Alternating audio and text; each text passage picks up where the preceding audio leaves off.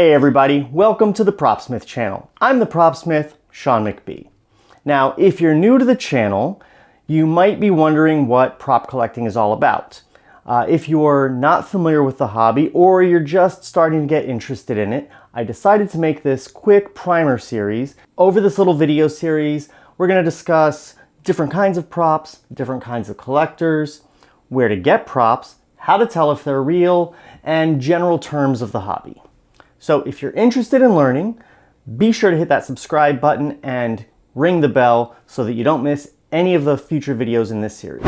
But today we're going to start right at the top just by explaining in sort of broad strokes just what prop collecting is. But to even begin to explain that, first we need to explore what exactly a prop is. In the film industry, a prop is anything in a scene other than clothing or furniture that an actor physically touches or handles.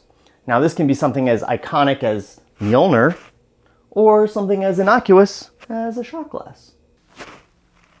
Now when we talk about the clothes being worn, that's obviously the costume department, and then anything else in a scene that isn't being touched by an actor, that's set dressing.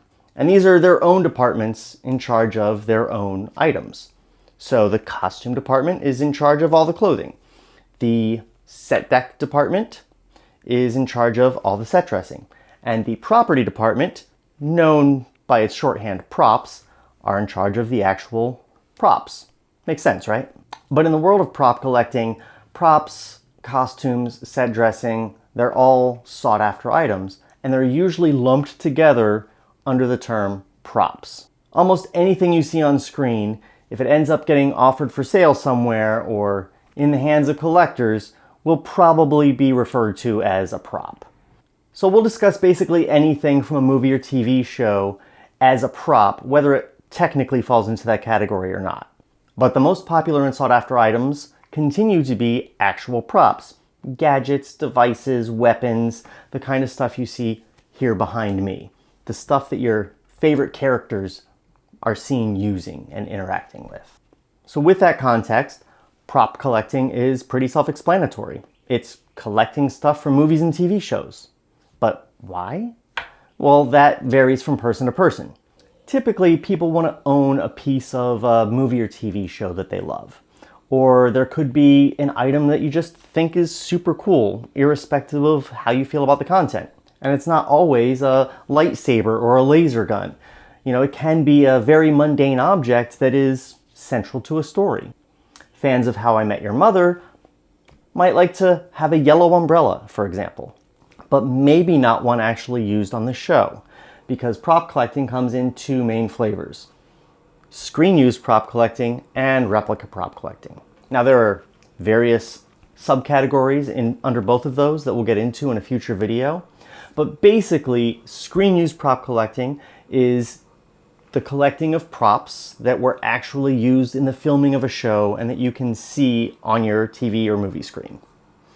While replicas are replicas. Now, screen-used props tend to be very rare and super expensive, though you can find some reasonable ones. While replicas are sometimes mass-produced, sometimes one-offs, but tend to be quite a bit cheaper than the screen-used alternatives, though even they can get a bit pricey.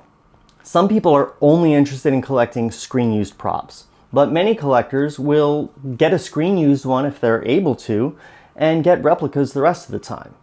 For example, in my collection, which you can see some of behind me, I've got some screen-used props, I've got some replicas that I made, I've got some replicas that I bought, I've got some mass-produced replicas, I've even got some toys standing in until I can, come up with a better option.